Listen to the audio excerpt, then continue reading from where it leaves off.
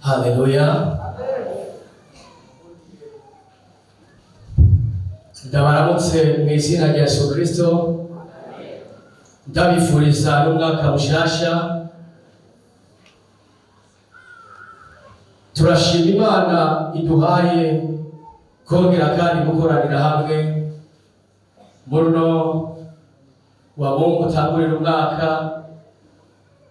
Kubatazi amazina yanje nitwa Uw'Imana Dumwe mu bakozi b'ishengero ba hano. Rero ndashima Imana ko yongeye kandi kutwemerera tukaza mu ngoro yayo tuje kuyisenga, tuje no kuyikorera. Turashima Imana yabanye natwe umwaka waraye uheze, wari umwaka ukomeye n'ibyo tutabitahura, ariko nagenda kubwire wari umwaka usobanye, wari umwaka abantu bavuga ibi, wari umwaka umuntu wese yari yamaze kwigira umunyamakuru. Ariko ndashima Imana yashoboye kubana natwe. Haleluya. Ndashima Imana yaduhaye kujabuka. Ndashima Imana yakwemereye kujabuka. Ntabwo vyavuye kubw'inkomezi zawe, ntabwo vyavuye kuko uri mwiza, ntabwo vyavuye kuko wisura binuza, ntabwo vyavuye kuko uri umuhinga mu kwirukanga uzi kurondera bigakunda, ariko vyavuye ku bugombe bw'Imana. Haleluya. Nagenda gutera intege iki gitondo wiyumvire mbega icyatumye ntapfa mu mwaka weze, ubwo nari gitangaza. Mbega icyatumye ntasigara mu mwaka waraye wagiye, ubwo nari mwiza. Mbega intego y'Imana ni ukubaka inzu nziza, ego ni byiza. Mbega intego y'Imana ni ugukundwa, ego ni byiza. Mbega intego y'Imana ni ukubakira mu modoka nziza, ego ni byiza. Ariko ndakeka ko atari byo. Hari impamvu Imana yakuzigamiye, hari impamvu Imana yakujabukije, hari impamvu Imana yaguhaye kugira ngo ubone uno mwaka. Haleluya. Haleluya. Haleluya. Hari impamvu je nawe turi bazima, hari impamvu je nawe Imana yatwemereye ngo tube muri uno mwaka. Si uko twari bitangaza, twarahuye n'imisoro, twarahuye n'ingwara, twarahuye n'ibihuhusi, twarahuye n'ibintu bitavanavanako, twarahuye n'ubukene, twarahuye n'uruhamo, ariko Imana yabanye natwe. Nagira ndakubwire mwene data, Imana yabanye natwe mu mwaka wari uragiye. Niyo Mana tuje gutegera muri uno mwaka, niyo Mana tuje duhetse, kuko niyo Mana ishoboye kuzigama abantu. Rero ndakwifuriza uyu mwaka ukubera umwaka wo kurondera Imana. Ndakwifuriza uyu mwaka ukubera umwaka wo kugendana n'Imana. Ndakwifuriza uyu mwaka ukubera umwaka wo gukorana n'Imana, wo guhagarara mu kibanza cyawe kugira ngo Uhoraho akubone, akwishimire. Haleluya. Ndakwifuriza uyu mwaka, umwaka wo kurusura n'Imana, umwaka wo kuvuga ukuri imbere y'Imana. Ndakwifuriza uyu mwaka, umwaka wo guhagarara mu ijambo ry'Imana. Haleluya. Nakenda kubwira, iyo wagendana na Yesu uzogira ubwenge, uzoha agaciro. Ariko nibifatikanya n'igipfu nawe uzocika igipfu. Niwagendana n'umusuma uzoca kabiri bakwita igisuma. Niwagendana n'umusambanyi uzoca kabiri bavuga ati nawe asigaye umusambanyi. Niwagendana n'umuntu adandaza amakara uzoca kabiri bakwite makara. Ariko niwagendana na Yesu, nakira ndagutangariza iki gitondo, gendana na Yesu, tekera Imana yawe, uvuga ati Imana uyu mwaka ndashaka kugendana nawe. Haleluya, haleluya, haleluya. Ndashimiye Imana, hari byinshi yadukoreye mu ishengero. Ego twoshima Imana kandi biriho kandi bikomeye ata muntu yari kubidukorera, ariko kuko Imana ari nyenamahoro, kuko Imana igwanira igikorwa cyayo, yarashoboye kudutegatira mu maboko, iratubungabunga, itubagurira abashenge abakozi bayo, irabasikama, irungabunga abana b'ishengero, irabasikama. Nakira gusabe iyo Mana tuyihereza amashyi.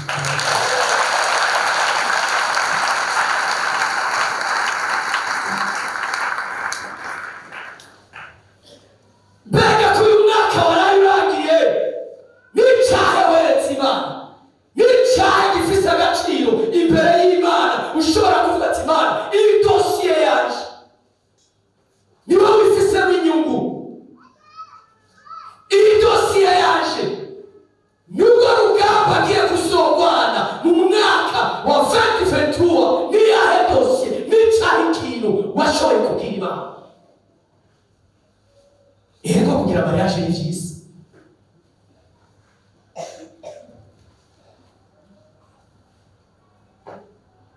Ego kuronka umufiance ni vyiza. Ariko icyo nicyo cy'agaciro. Nicyo gifise ikimazi imbere y'Imana.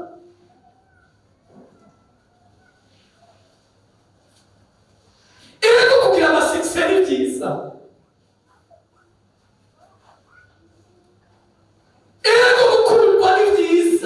Ariko ibyo nibyo bifite agaciro imbere y'Imana. Ariko nakenda kubwira igifite agaciro imbere y'Imana nuko ufite umutima umenetse. Mana shows uyu mwaka uzokora iby'ubugombe bwawe. Haleluya. Birashoboka uyu mwaka wari umwaka kuri wewe, mwaka kudahanurwa, mwaka bakubwira ati tonda nawe ugafatirwa hariho heza, mwaka bakubwira ati hagarara gutya kuko ariko bahagarara. Abo twari kumwe cyane nababwiye 2022 si umwaka kurabana ku maso, n'umwaka umuntu wese ku giti cyiwe akorera Imana ku giti cyiwe, kuko uzobazwa ku giti cyawe nanjye nzobazwa ku giti cyacu. Si umwaka wo kwimenyekanisha. Nagira nakubwire, si twese tuzogenda ku marezo sosiyo, tuzogenda kumbonesha kure, si twese bazokwafija mu mafiji ko kugira ngo badutangaze batumenyekanishe ko turi baruragirano. Ariko nagira nakubwire, nawe atatumenyekanisha kuri ayo mafiji, hari Imana ishobora kutumenyekanisha, tugahagarara tugashingira intaha Imana. Si twese tuzobahanuzi. Aha twese uko tutambaye impuzu zidasa, niko umuntu wese afise uko Imana yamwihamagariye. Ibi bishobora kutabitaho, ariko nagira ndakubwire paka uyu mwaka n'icyaha ikintu wokwereka Imana ufata Imana n'ukuri umwaka uheze wahese ndifite, wahese garagara, wahese atabona n'umwe bw'ijambo ry'Imana, wahese atakintu nakimwe ngose nakikishije imbere yawe. Ariko ndakwinjiza uyu mwaka kuba icyubahiro cyawe uzushoboza. Ni nayo mpamvu abarongozi batwifurije umwaka mushasha, baravuga ati ko runyarutsa gifise umwanya ngo twigishe guharura iminsi yacu, uburyo butuma dutunga imitima y'iki y'ubwenge. Ko runyarutsa ko runyarutsa kuko ejo arashobora kuba atahawe ejo muzi by'ejo ariko nagenda kubwire hasokera igihe je nawe dutange raporo y'ivyo umuntu wese yakoze. Uyu munsi dufise abantu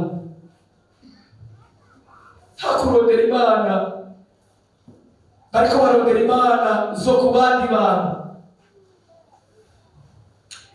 barazishwinga nuko bobwirwa ibyabo.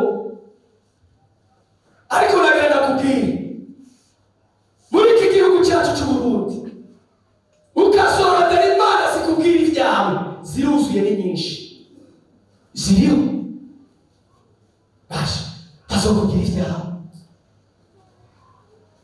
Ariko ese icyobo ugasorondera murakubwira ati ese icyobo watunganira Imana bi ese icyobo wokorezwa ese icyobo wokorera Imana. Ariko bazokubwira ati wowe Imana iragukunda kandi koko iragukunda, wowe Imana irakuzi koko irakuzi, wowe genda ivyawe bigiye gutungana ugiye kunyamisha. Imana itubashe gose. Rero uyu munsi ndashima Imana ko yabaye ijambo kandi atari rirerire ari rigufi. Reka tubisome, reka dusimbire mu gitabo cya Filemoni urupapuro rwa nimero ya Bibiliya itesa 46 kugira ngo abantu basimbe vuba. Umurongo umwe Chete Paulo yandike Filemoni igice cya mbere ku murongo wa 20 cica dusimba nyene imbere ya runo rupapuro cye tuja muri Tito rimwe dusoma karongo ka 5 ku murongo wa 5 naho nyene ni murongo umwe. Hanyuma tuyavuge ku Imana yashize ku mutima, hama cyo dusenga Imana.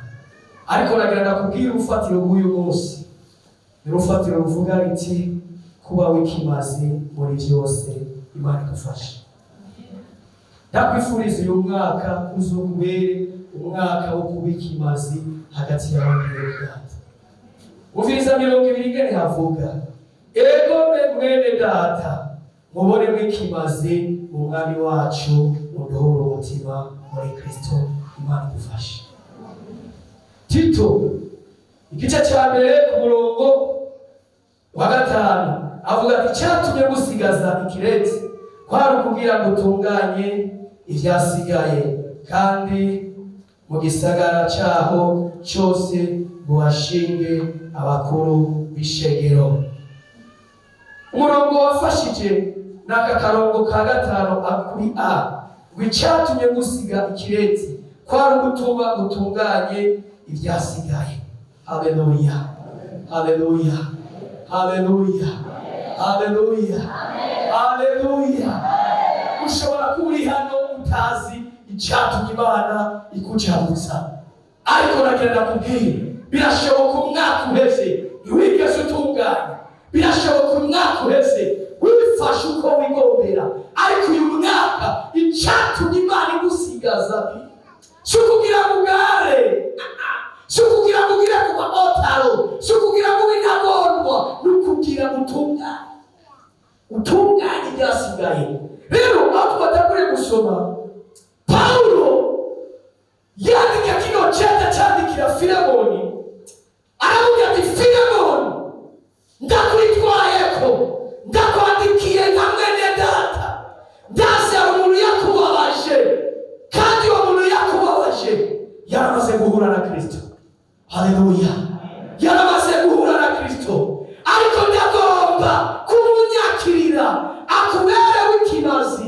Birashoboka igihe mwari kumwe ntabwo yigeze w'ikimazi, birashoboka igihe mwari kumwe yaryanya, ariko tumaze guhura nawe tugahurira mu binyoro boshwe n'ubutumwa bwa Kristo yarashoboye kumva inkuru nziza. Imana idufashe rwose. Kandi uwo nawe si uwundi ni mwene data Onezime. Ndashaka kumwakira. Niwe rero yamwandikira n'amajambo aravuga ati ego mwene data mubone w'ikimazi unduhura umutima. ubuzima muri Kristo Yesu. Mubone Uw'Ikimazi. Muri rivyo mubone Uw'Ikimazi. Muvuga ubutumwa mubone Uw'Ikimazi. Pastor mubone Uw'Ikimazi. Diakon mubone Uw'Ikimazi. Yewe muntu wese wakijijwe mubone Uw'Ikimazi. Uduhura umutima kugira ngo tubashe gukorera Imana atakuvuna umutima. Imana idushoboze. Haleluya. Haleluya. Haleluya. Mubone Uw'Ikimazi. Nitwahura numve nemeshejwe. Niwambona numve uremeshejwe. Nitwahurira mu gikorwa cy'Imana ugikore numve nemeshejwe. Niko Pawulo abwira Filemoni. Mubone Uw'Ikimazi. Birashoboka mwakura warayangiye wari ntagondwa. Nagira ndakubwira Imana dukorera ntabwo uri kurakorera umuntu, ntabwo uri kurakorera jewe ekaye, ntabwo uri kurakorera Isayi, ntabwo uri kurakorera abakozi b'Imana, ni wewe ku giti cyawe. Mubone Uw'Ikimazi. Mubone Uw'Ikimazi. Mubone Uw'Ikimazi. 2023 nabivuze nongere kandi bikubwira so mwaka wo kwisigura.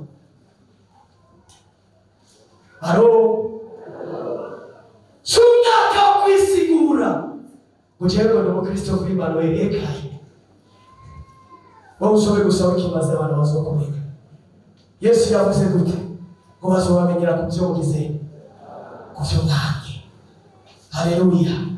Haleluya. Bazotumenyera ku byo twanye. Kwitwa Manuel birahagije. Kwitwa Pentecote birahagije. Kwitwa umufeka birahagije. Kwitwa Methodiste birahagije. Ariko icyo nkeneye mubone Uw'Ikimazi kugira ngo duhure umutima. Uyu munsi dufise abakozi b'Imana buzuye ubujyajya, buzuye umeshi. Ushobora kumwitegereza ukavuga ati mbega uyu asengera he? Mbega uyu Imana ariko arakorera ubwarayizi. Ubwarayizi. Ariko ndakwifuriza uyu mwaka uzukubera umwaka w'Ikimazi. Vyakuresheje mu mwaka uheze, vyakuresheje muri 2020, uyu mwaka izigushobose ubineshe mu izina rya Yesu. Vyabaye nk'iziguzigu bidacika ngo bihere, vyabaye nk'ibisobanye. Uyu mwaka niwakora ivy'ubugombe bw'Imana, niwagenda nk'uko Imana ishatse, nitwakorera Imana umuntu wese mu kibanza ciwe, ndakurahiye Imana nkorera izokwicira inzira yonyine. Nitwagenda uko Imana ishatse, bandi bazorira twewe dutwenge. Niko Imana yabwiye abana b'Abisirayeli, usome gusubira mu vyagezwe bya 18. Nimwakira umwete wo kumvira Imana, ndabarahiye ibigega vyanyu bizokoma vyuzuye. Acha woga wa maisha. Wewe mpendeze Mungu tu. Wewe tinyicha bigisa nacho hanyuma biturekere Imana. Abantu bashaka kugwanira Imana. Imana ntabwo isubye ingomezi wewe. Wewe wakera uko Imana ishatse. Nitwitandukanya n'ikibi tugakora iby'ubugombe bw'Imana, tugakora ibihesha Imana icyubahiro, ndakubwisha ukuri nta kintu na kimwe kizodutera ubwoba.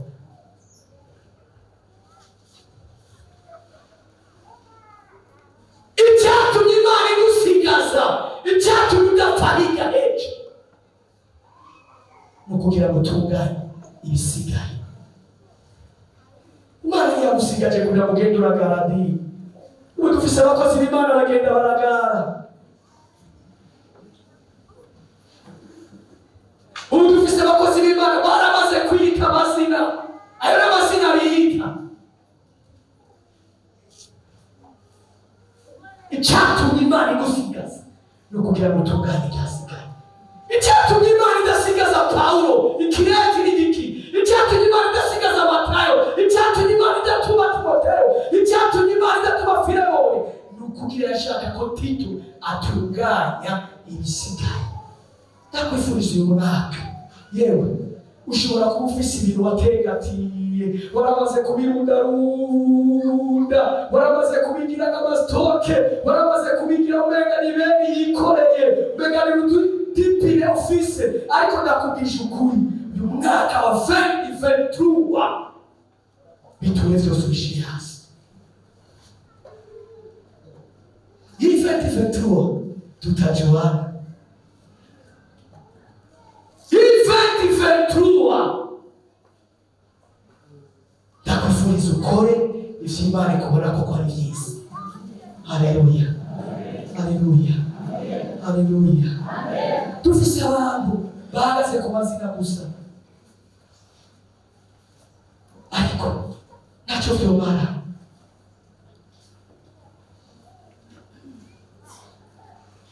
Ntacyo vyomara gukurikira abantu atakimazi bashobora kukugirira. Ntacyo vyomara kugendana n'umuntu bakakwita izina ryiwe, ariko kugendana na Yesu bakwite wa mukizwa, wa mukristo we, wa mupasitori we.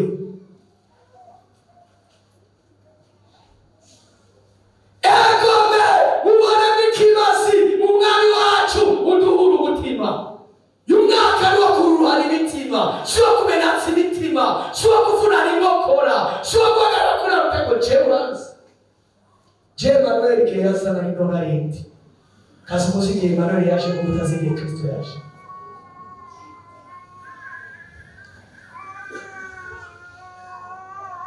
Ariko nakubwisha ukuri uyu mwaka ni mwiza ku bazokomera gukora ivy'ubugombe bw'Imana. Uyu mwaka nitwagenda uko Imana ishaka, nitwakorera Imana, n'ivyabaye nk'ibisobane na Satani ubwiwe na Shetani ubwiwe bazotuwisa. Navuze umugore n'umugabo, Shetani na Shetaniya bazoducirisi nabonyene. Nitwagenda uko Imana ishatse, nitwagenda uko Imana ishatse bazotuwisa.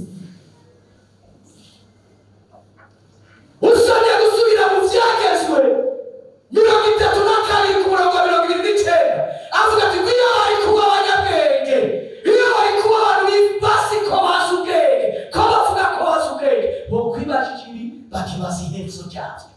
Iherezo ryabo nico kintu kinyegeje mu bantu. Uri umunyabwenge, ibaza iherezo ryawe mbega rimeze gute. Iyo bari kuba abanyabwenge, bo kwibajije ku iherezo ryabo. Nakiraga guhamagarire wowe muntu, niba ushaka gutunga ubwenge, ubwenge ni Kristo, niwe bwenge wa mbere, kandi iyo uwise ntatagarantiri unacuya unahinduka. Ushobora kurihana warabisigiyeko ico kizokwica, ico kizokubuza amahoro kandi ugifise, ariko niwacambura ukavuga ati Yesu ndacambuye aho nakibikiye ngomba kubikawe mu mutima. Haleluya. Haleluya. Amen.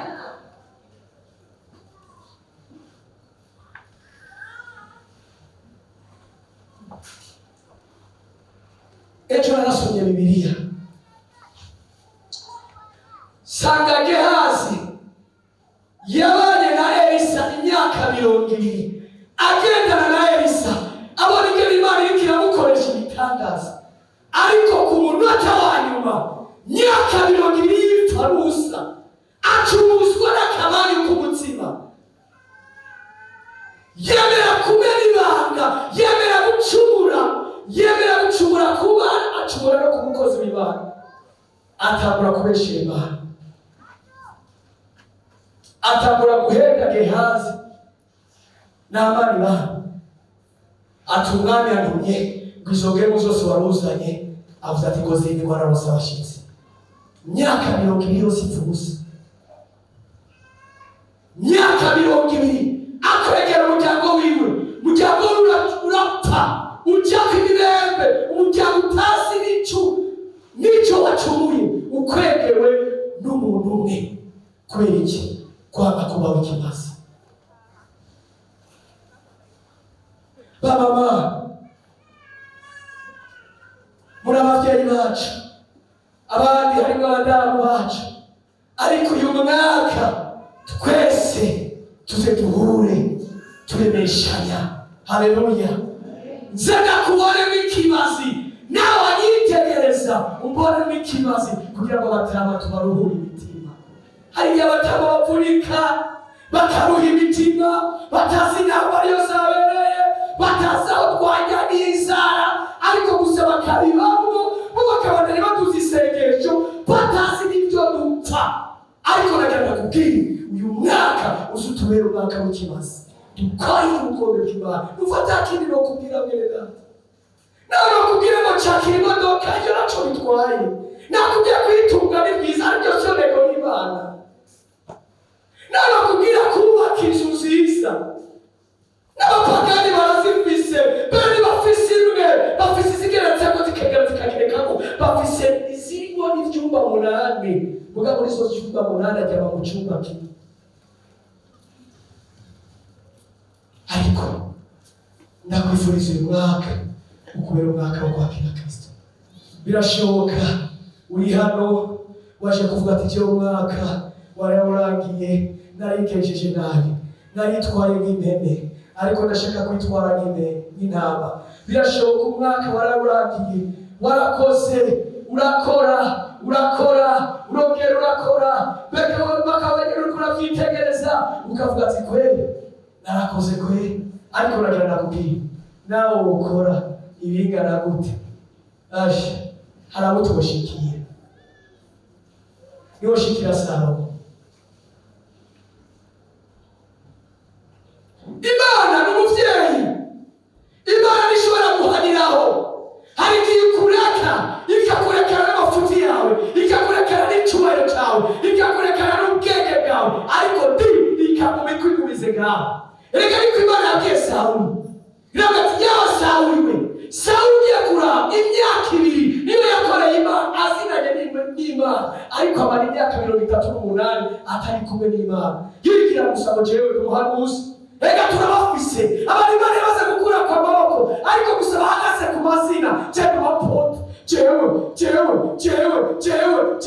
uzogutwara he? Ushobora kumara imyaka yuzi n'amatitire yawe, ariko Imana itakuzi.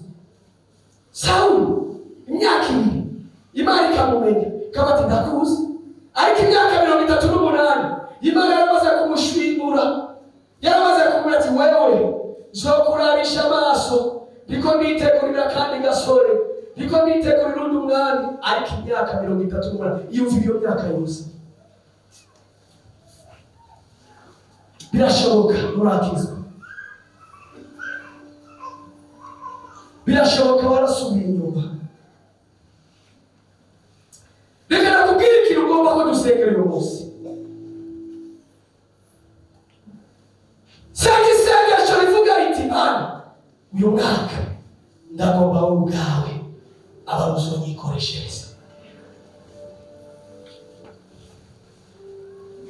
Hagarara kuyaho amaguru uvuga ati Imana jenda yanje amaguru, jenda kanje akanwa, ndagomba ko abazonyikoreshereza.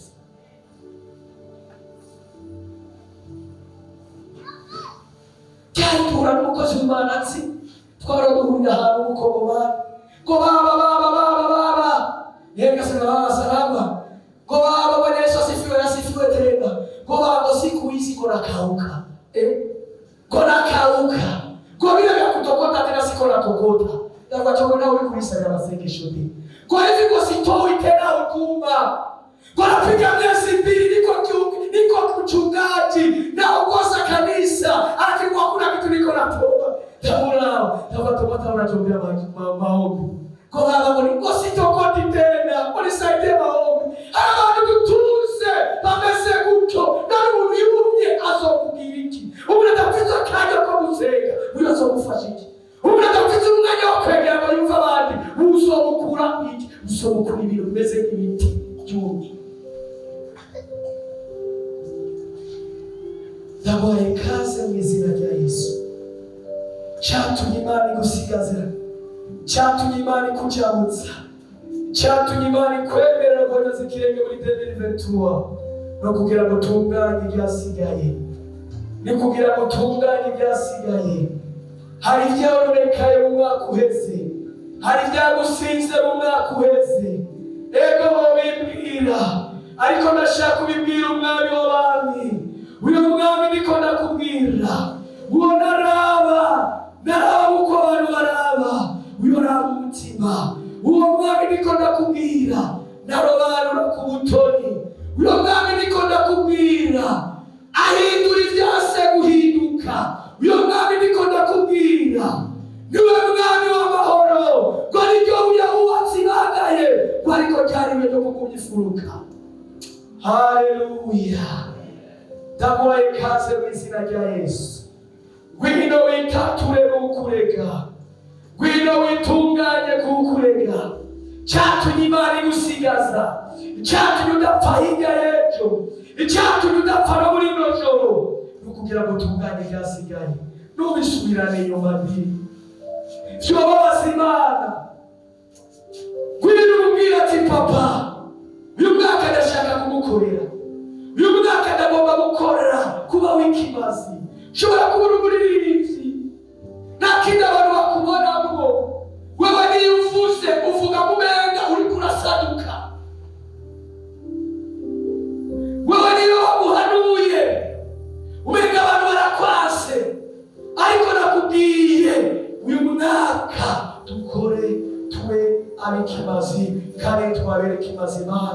Imana izoducira inzira, ibyacu bizokwikora tutabizi. Imana izotwubahisha ahakwiye ko twubahwa, Imana izoduhezagira ahakwiye ko duhezagirwa. Nagira ndakubwire, naho woba mu mabuye, wodandaza n'amabuye ukunguka mu gihe wubasha Imana. Wodandaza n'ibyasi ukunguka mu gihe wubasha Imana. Biko ugomba kugira Imana.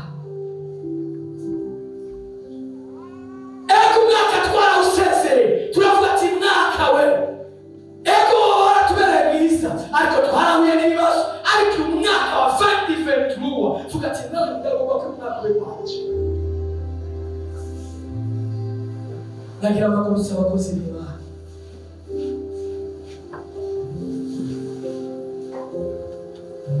Uyu mwaka si umwaka wo kurabana. Jesu akorera Imana ku giti cyacu, nawe usokorera Imana ku giti cyawe. Reka kuraba Imana bakanaka, raba Imana yawe.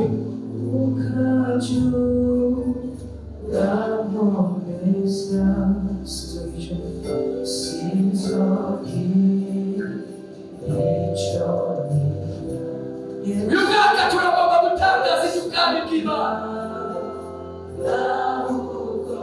Uyu mwaka turagomba ko Kristo aba uwa mbere.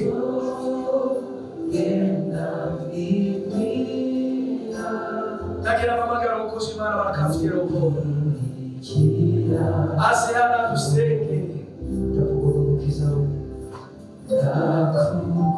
Ariko nawe wisenge.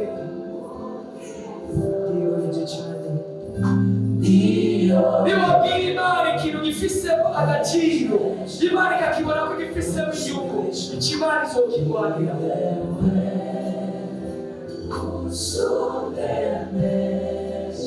Niwabwira Imana ikintu Imana ibona ko gifisemo ubutane, icyo kizokwinjira. Niwabwira Imana ikintu Imana ibona ko gifisemo inyungu, icyo kizokwinjira.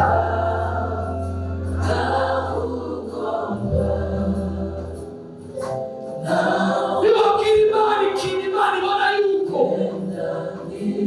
ishobora gushyirwa hejuru, icyo kizokwinjira.